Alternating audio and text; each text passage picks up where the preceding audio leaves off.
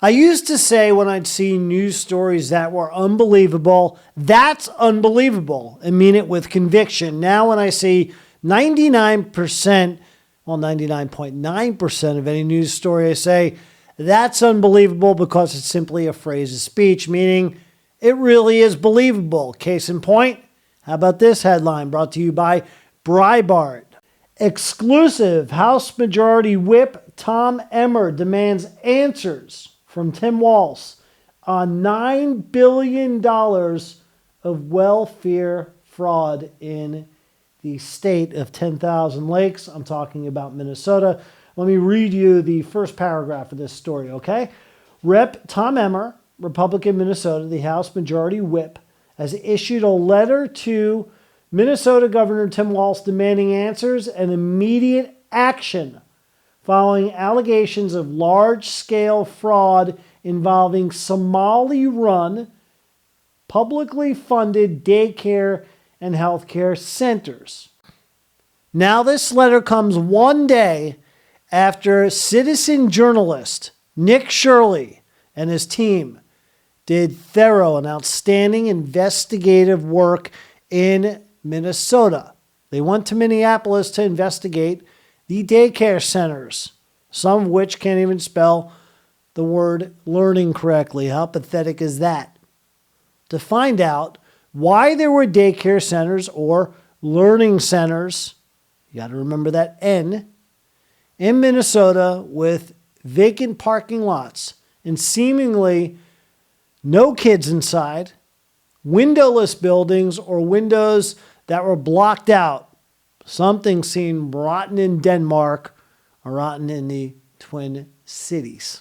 So, Nick Shirley went there, he poked, he prodded, knocked on a few doors, just like this, and seeked answers. Take a look and listen. This next one is literally one block away, and this one's also generated nearly $3 million in the past 3 years. Let's see if there's any children. Let's see if any of the buildings are open. Here we go.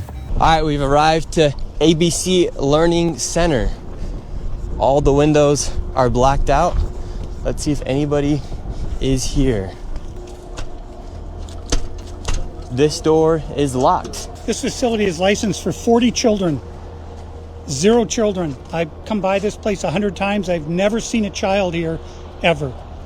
The only thing I've ever seen is someone standing outside smoking. What's crazy about this is that last daycare center is that green building right there. And the other daycare center right now is right here. These buildings should be operating as they're receiving literally millions of dollars. I knocked on the door, and to my surprise, somebody actually answered the door. Hello? Can we speak? I would like to check a child in the daycare. Why? Can I speak to a manager? Where can I get paperwork to file for my son? I wanted to put my son Joey in daycare. And after a few questions, the lady went silent. Looks like little Joey Shirley ain't going to daycare here. Is that not amazing? Again, Nick Shirley with fantastic work in the field, as they say. One day uncovered $110 million now under the watch of Tampon Tim. Who the hell would ever trust a man to be governor of a state with claims of valor thievery? Won't forget that one from the election 2024, will we? And that literally handed out tampons to little boys in elementary schools in Minnesota. They put them in the bathrooms. Now that, I'll say, is unbelievable. But again, it really isn't. Now, $9 billion. Look at this sentence here. You'll see it's the end of the first sentence. It starts with Emmer, last word, right?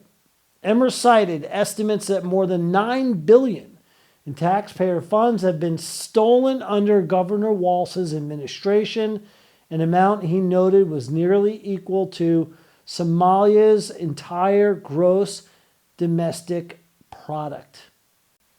The entire GDP of Somalia. A couple of rotten apples.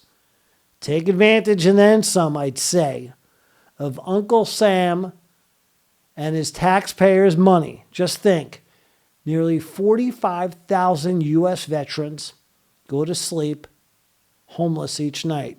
What that money can do to put roofs over the heads of our forgotten heroes, and you get these Somali scumbags raping the system and getting away with billions. Nick Shirley himself told Fox News yesterday, this is just the tip of the iceberg. Again, take a look and listen.